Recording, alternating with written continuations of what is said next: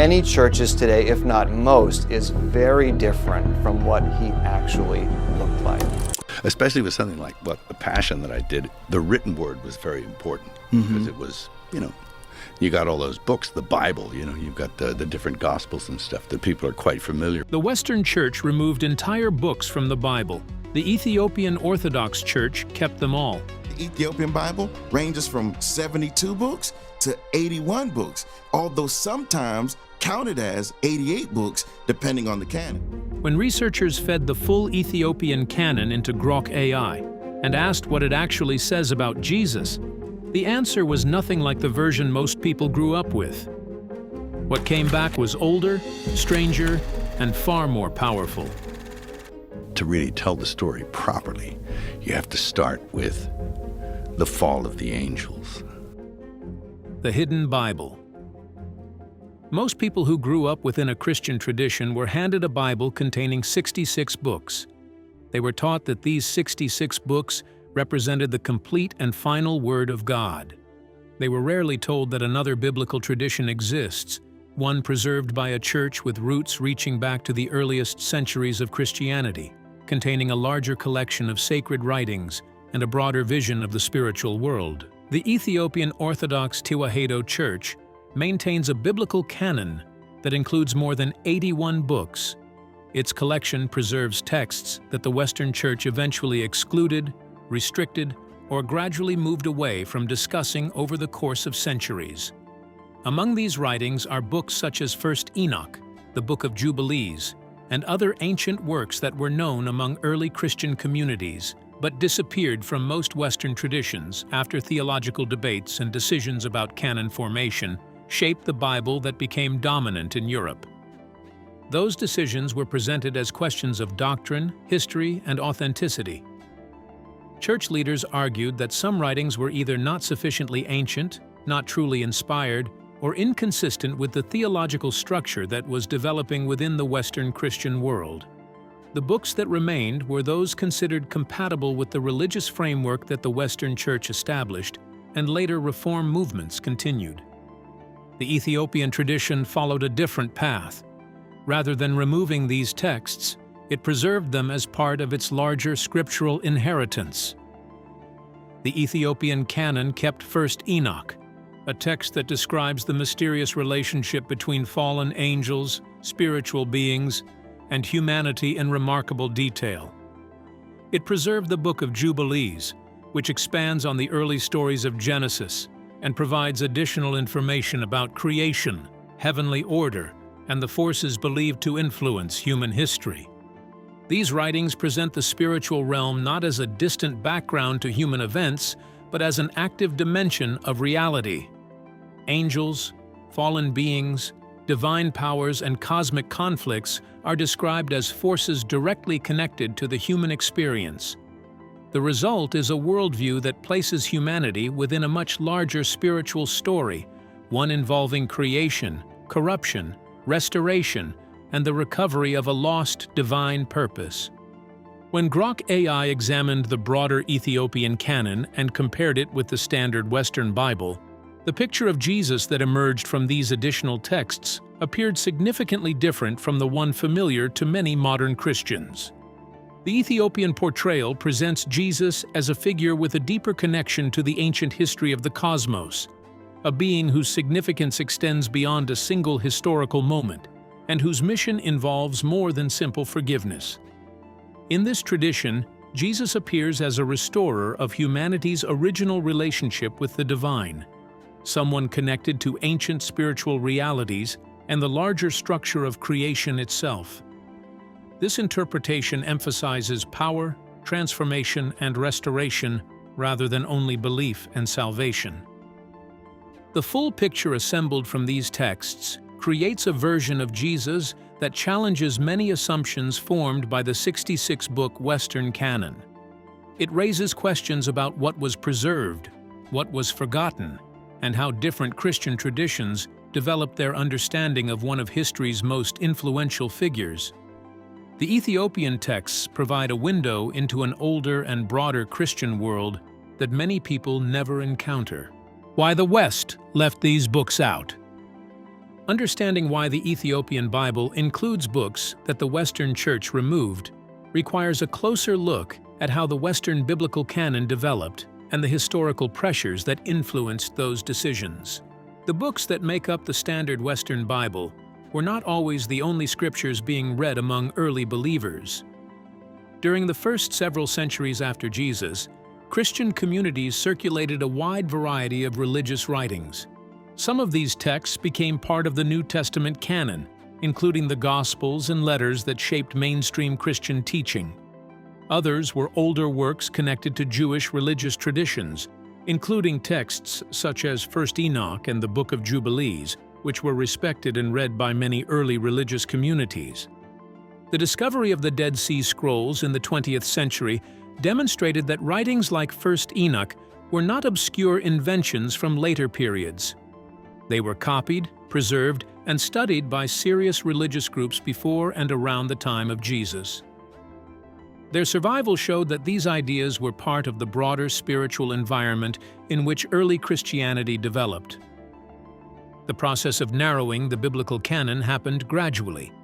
It was influenced by theological debates, questions of authenticity, and the changing needs of a growing religious institution. As Christianity became the official religion of the Roman Empire in the 4th century, there was increased pressure to create unity and establish clear boundaries around accepted beliefs. Church leaders faced the challenge of deciding which texts would represent the official foundation of Christian doctrine. Texts that supported a more organized and unified theological system were easier to integrate into a centralized religious structure. Other writings presented a more complicated spiritual universe, one involving powerful spiritual beings, fallen angels, different levels of divine authority, and humanity's potential involvement in a larger cosmic process. These ideas raised difficult questions about human nature, spiritual knowledge, and the relationship between ordinary believers and religious authority. Grok's analysis of this historical pattern identified that the removal of certain texts can also be viewed through the lens of institutional development. Writings that presented a broader spiritual reality often emphasized a more active role for humanity. Believers were not described only as people receiving forgiveness, but as participants in a process of spiritual growth, transformation, and restoration. That kind of theology created tension with systems built around centralized authority. If individuals were viewed as capable of directly engaging with divine knowledge and participating in their own spiritual transformation, the exclusive role of religious institutions as intermediaries became less dominant. A more empowered believer could challenge structures that depended on hierarchy and control. Ethiopia preserved a different path. The Ethiopian Orthodox Church developed its own tradition and maintained a larger biblical collection than most Western churches. Because it developed outside many of the political and theological struggles that shaped the Roman and later European Christian worlds, it continued preserving texts that were gradually lost elsewhere. The result is that Ethiopia maintained writings that the Western world largely stopped reading for centuries. These texts offer a different perspective on early Christianity and preserve a vision of Jesus connected not only to salvation, but also to cosmic history, spiritual authority, and humanity's restoration.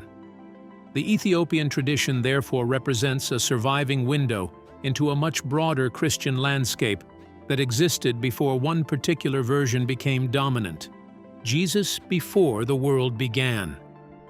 The most immediately striking difference between the Ethiopian biblical tradition and the Western one is what the Ethiopian texts say about who Jesus was before his physical birth. The Western canon contains hints of this. The Gospel of John opens with the statement that the Word existed before creation and that all things were made through him. But John does not elaborate at length on what this pre-existence actually looked like in practice. The Ethiopian texts, drawing heavily on 1st Enoch and Jubilees, go much further.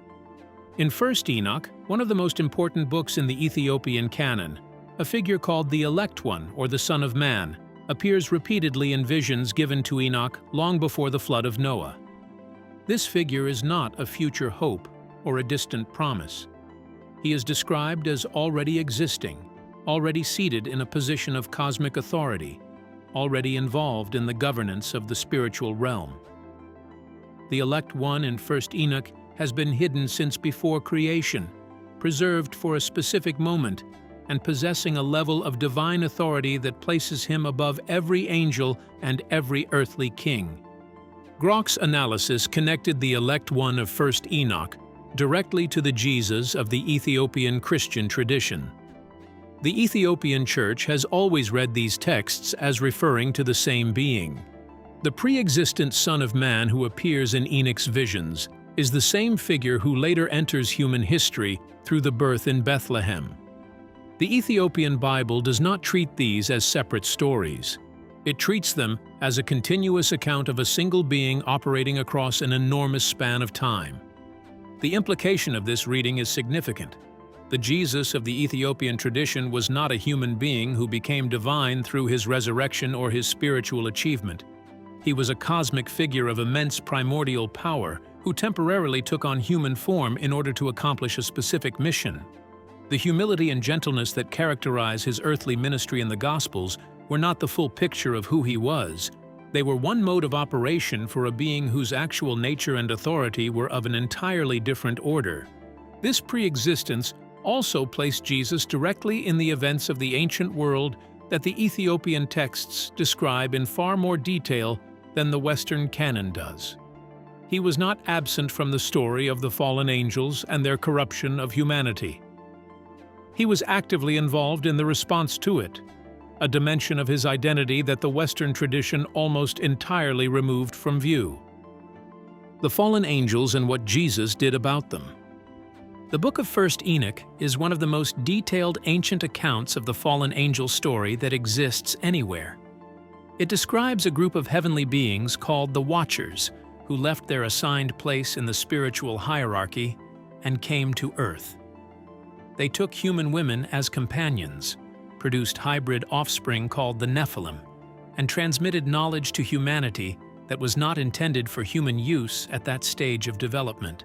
The knowledge they transmitted included advanced information about metallurgy, warfare, cosmetics, sorcery, and other areas that fundamentally altered the course of early human civilization in directions that caused widespread suffering and corruption. The response to this situation in 1 Enoch is not simply punishment. It is a cosmic legal and military proceeding. The cries of humanity reach the higher levels of the spiritual realm. A judgment is issued, and the figure designated to enforce that judgment, to bind the Watchers and seal them until the final accounting, is the elect one, the pre-existent Son of Man, who the Ethiopian tradition identifies with Jesus. Grok's analysis of this material found that it portrays Jesus not as a passive figure waiting to be born into human history, but as an active cosmic enforcer who had already been involved in one of the most significant interventions in human affairs long before his earthly birth. The binding of the Watchers in the days of Enoch, according to the Ethiopian reading of these texts, was a Jesus-initiated action. The enforcement of divine boundaries around what spiritual forces were permitted to do to humanity was his assignment, and it had been carried out with full authority. This framing makes the later earthly mission of Jesus considerably more coherent than it appears in the Western canon alone. He was not arriving to deal with a problem that had been left unaddressed. He was arriving to complete a process he had already begun. The fallen angel interference with humanity had corrupted both the genetic and spiritual condition of the human race.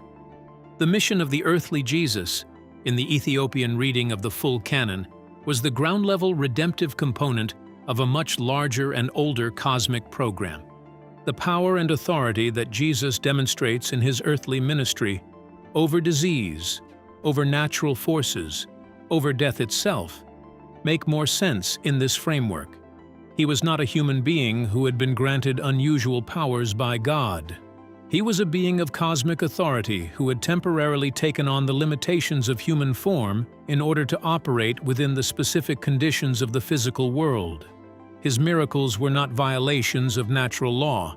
They were demonstrations of the authority he had always possessed, now expressed through a human body. The miracles the Western Bible does not mention. The Ethiopian canon contains additional accounts and traditions about Jesus that do not appear in the standard 66-book Bible. These accounts present a broader picture of his activities, describing him as operating with a level of authority over the physical and spiritual world that extends beyond what is preserved in most Western Christian texts. Some of these additional accounts involve healings and interventions that resemble the miracles described in the traditional Gospels, but expand their meaning and scope. The Ethiopian writings portray Jesus as more than someone who simply heals individual people who come to him. Instead, he interacts with the deeper causes behind human suffering, illness, and limitation. His actions are described not only as the removal of symptoms, but as a restoration of the underlying condition of humanity itself. Within this interpretation, disease and human weakness are connected to a larger spiritual history involving corruption and disruption introduced into creation. The Watchers, described in ancient texts such as 1 Enoch, are portrayed as beings whose actions affected the human condition. The Ethiopian tradition presents Jesus' role as addressing not only personal suffering, but also the deeper consequences of that ancient interference. Grok's analysis of these passages identified a recurring theme throughout the additional Ethiopian material. Jesus is depicted as someone with complete access to the original design and purpose of humanity. Rather than simply repairing damage in isolated cases, his miracles represent restoration.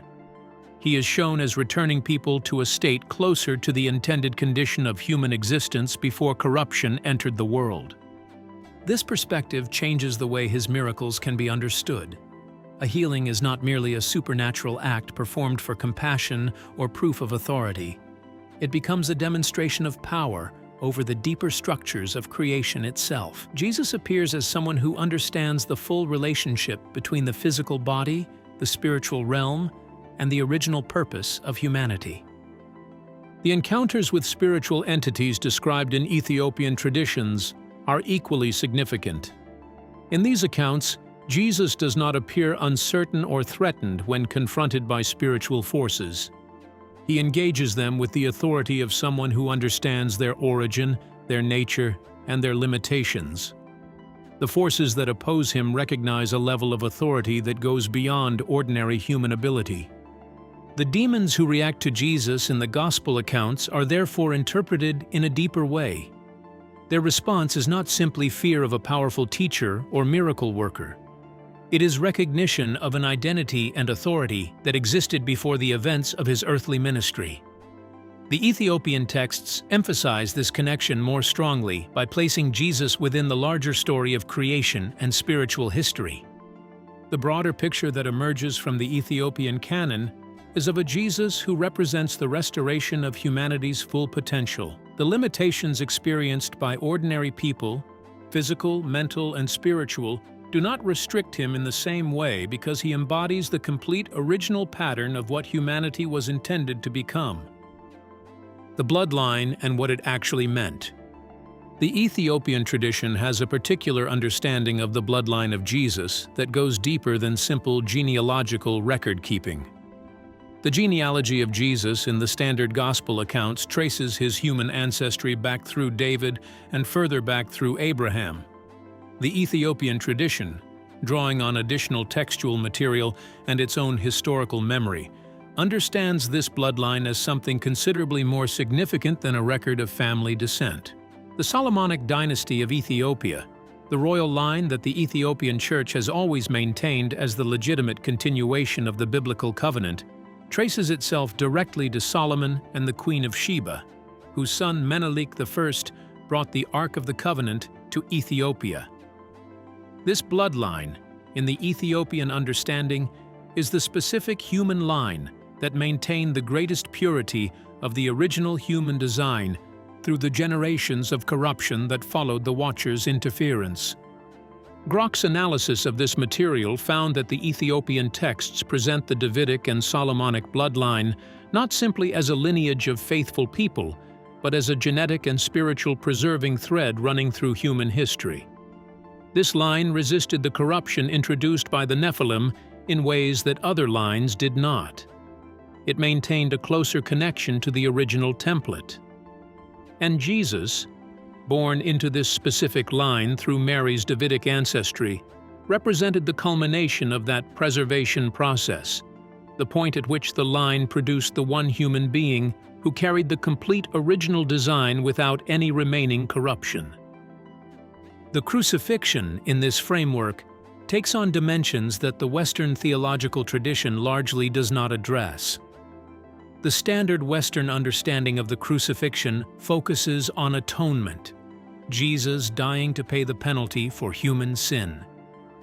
The Ethiopian texts present this event as also being something else, a multidimensional intervention that operated simultaneously on the physical, spiritual, and cosmic levels. The death and resurrection of Jesus in the Ethiopian reading is not just a legal transaction between humanity and God. It is a direct assault on the systems that had been keeping humanity trapped since the ancient period, including the soul-trapping mechanisms that the Sumerian underworld texts describe. The resurrection in this framework is not primarily a demonstration of divine power as comfort or proof. It is a practical demonstration that the systems built to contain human souls, the stripping gates, the judgment process, the dissolution of identity in the underworld, do not apply to the being who carries the complete original human design, and by extension, it establishes the possibility that they need not apply permanently to everyone else either. The return and what it will do. The apocalyptic material in the Ethiopian canon goes significantly further than what the standard Western Bible preserves on the subject of what Jesus will do when he returns. The visions in 1 Enoch describe the final arrival of the Son of Man not primarily as a judgment of individual sinners, but as a comprehensive dismantling of the systems of power and control that have governed both the physical and spiritual realms since the ancient period of interference. The kings and rulers who are judged in Enoch's apocalyptic visions are not simply politically powerful people who made bad decisions. They are representatives of a system of earthly authority that has always operated in alignment with the spiritual hierarchy responsible for keeping humanity limited. Their judgment is not personal punishment. It is the ending of an era in which that alignment was permitted to operate. Grok's analysis of these passages identified several specific elements that the Ethiopian tradition preserves, and the Western tradition largely does not emphasize. The return of the Son of Man in the Ethiopian texts involves the restoration of knowledge that was sealed away, ancient information about the full human design, the nature of the spiritual realm, and the tools available to human beings for their own liberation. The closing off of that knowledge was part of the control system. Its restoration is part of what the return of Jesus accomplishes. The texts also describe a restoration of the physical world to conditions closer to the original design.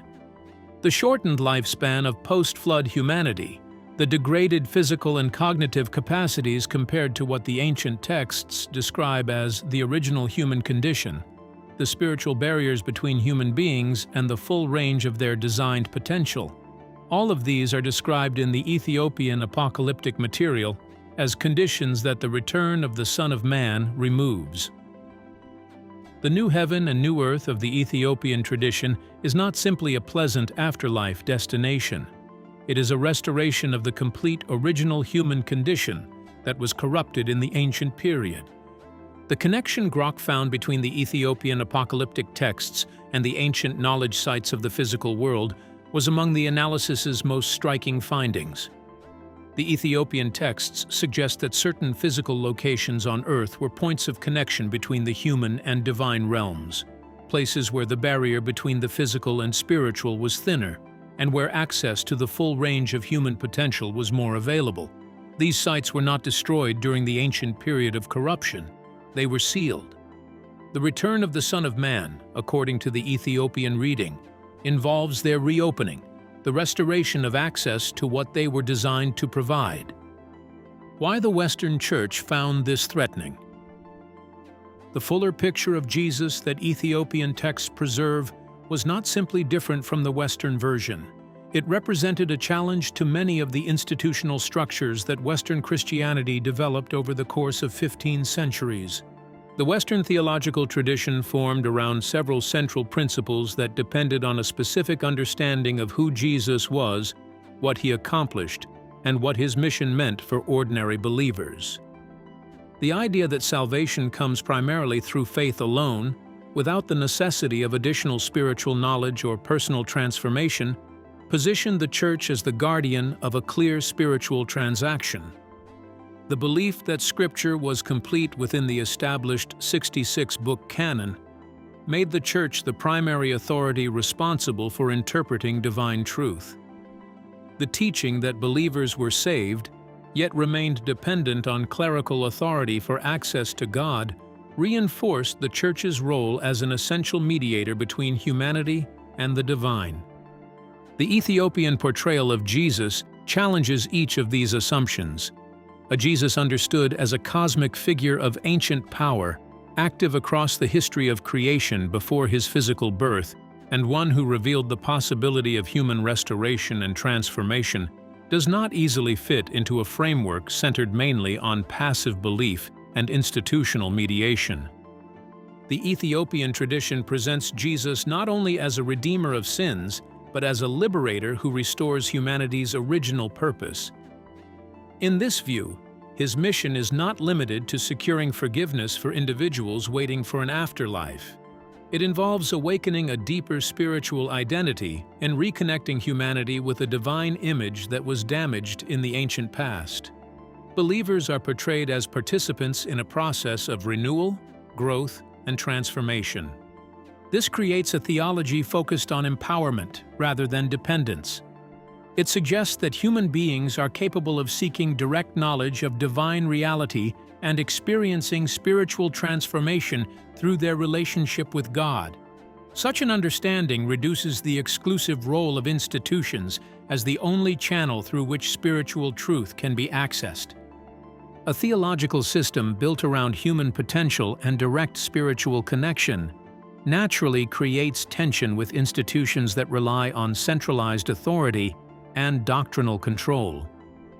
A Jesus who calls people toward inner transformation and deeper awareness can appear threatening to structures that emphasize obedience, hierarchy, and dependence on religious officials. This tension existed during the early centuries when Christian traditions were being organized and competing interpretations were being evaluated. It continued during later periods when church authority became more centralized throughout medieval Europe. The Ethiopian preservation of these texts allowed an alternative vision of Christianity to survive, even while many Western institutions gave it little attention. The significance of the Ethiopian tradition is not simply that it contains different writings or interpretations. It preserves a different theological emphasis, one in which Jesus is portrayed as a figure of cosmic significance whose purpose includes restoring humanity's relationship with divine knowledge and potential. Whether one views these traditions historically, spiritually, or symbolically, they reveal that early Christianity contained a wider range of ideas than the version that eventually became dominant in the West. The full Jesus and what it means now. Grok's final synthesis of the Ethiopian biblical material brought everything together into a picture that is more coherent, more demanding, and considerably more empowering than the standard Western version of the Christian story.